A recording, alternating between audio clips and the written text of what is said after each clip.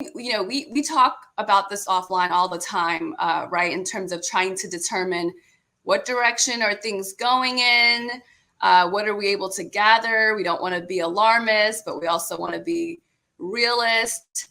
I first want to start, and I think you're, in some ways much more versed on this than I am, but the one thing that stuck out to me was a travel advisory from the U.S. Embassy in Ethiopia today. They released a high level 4 travel advisory, which is telling people do not travel to Ethiopia. It is not safe. And this comes after about a month of not sending out those kind of alarmist advisories that we saw throughout the month of December. The Ethiopian government just moved to remove the state of emergency that was put in place in November, much earlier than the 6 months it was projected to be in place.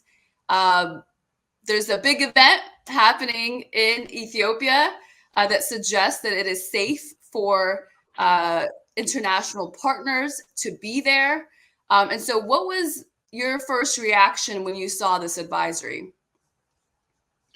Yeah, hi, Hermela. First, thank you for having me. It's good to see you. It really was a shock to see the renewal of the travel advisory at this very moment in Addis Ababa, Ethiopia. One of the biggest event in Africa is happening, the African Union Summit. This is happening after 2 years of interruption due to COVID. And it's very curious that this is coming out at a time when over 1 million diaspora members have traveled back home to show as a symbolism of resistance to what people consider as the disinformation campaign to make Ethiopia look unstable, right? So what we were hoping for with the most recent personnel changes, a new ambassador coming in, a new envoy coming in, that this is signaling a pivot, a change in policy.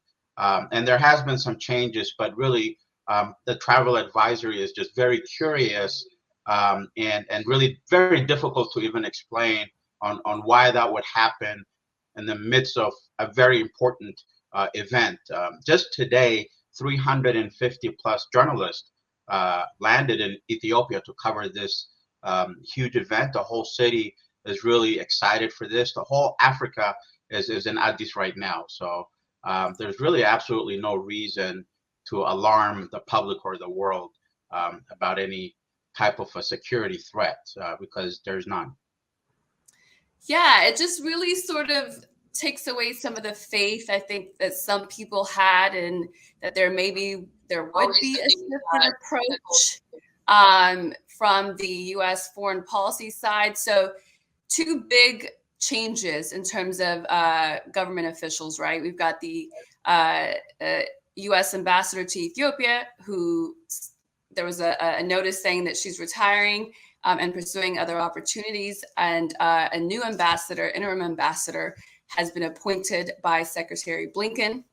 The only real sign that I've been able to see in terms of what's coming out of potentially her influence is this travel advisory. And so that doesn't look good.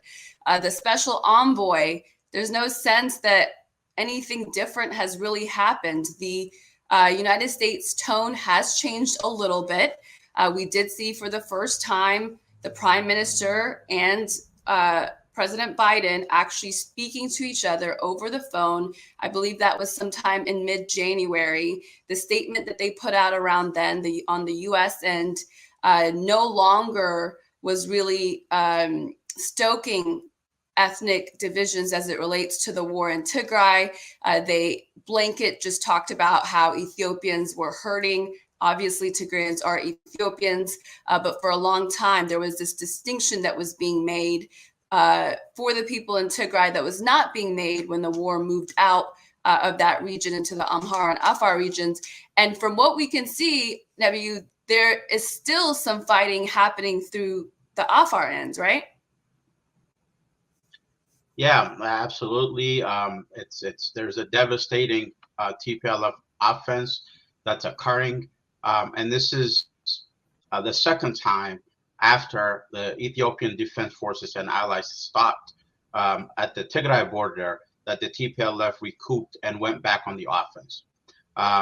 There's been reports coming out for at least 2 weeks now of the TPLF forces killing civilians, destroying infrastructure, and the only route into Tigray to transport humanitarian relief and medical supplies is actually being blocked by the TPLF because of this offensive, right? And no one knows what they want, but they might be trying to reoccupy Afar. They might be trying to get to the Djibouti highway to block Ethiopia from the port. But they're causing a lot of devastation, and we had expected and we're hopeful that there would be some proper denunciation from the United States that this is not okay. And that has been very disappointing. However, with the new ambassador coming in, I think she's only been on the post for 2 days now. I'm still hopeful and urge her and the new leadership that's coming in into the Horn to really look at the TPLF for what they are, the aggressors in this, the entity that is really terrorizing the region, the entity that is blocking Tigray from getting the humanitarian aid. And even right now, from the 4 or 5 months of TPLF occupation of the Amhara region, the Afar region, the stories that are coming out, it's just heartbreaking. The rape, the civilian killing, the mass killing, the executions, the looting of hospitals and the destruction of hospitals. Every single hospital was destroyed in over 37 towns that were occupied by the TPLF. And you've seen the stories from independent media like BT, Jeff Pierce and others that are showing us eyewitness accounts of all this devastation that TPLF has caused and is causing, and still there has not been a proper condemnation from the United States. And I think that it is never too late to pivot. It is never too late to do the right thing. And it's time for the United States, for the new leadership to really pause and say, where are we going? You're talking about Ethiopia. You're talking about the Horn of Africa, combined with a population of close to 150 million. That's almost as big as the entire Western Europe, right? Ethiopia is the 12th largest country in the world, population-wise. So this is not nothing. And to risk it all for less than 100 people. Now, I would argue that all this destruction is being caused by less than 100 people, the leaders of the TPLF that really chose violence to settle their differences, that declared the war on November 3rd, that called the ceasefire in June a sick joke. And even right now, when there was a door opening for peace, that they're going back on the offense because they are trying to save their own seat of power. And this must be very clear for the international community, for the United States, and that this is all the Horn of Africa wants, the people of Ethiopia, the people of Africa. And quite frankly, the American people want peace. The American people want their government to be part of peace, not supporting an organization, an entity, a criminal entity that is being led by this people that have no regard for human life. And unfortunately, they're dragging the United States down the dirt with them. Hey everybody, if you like what you see, please hit subscribe to this channel and share with your friends who you think will like this content too. Thank you so much for your support.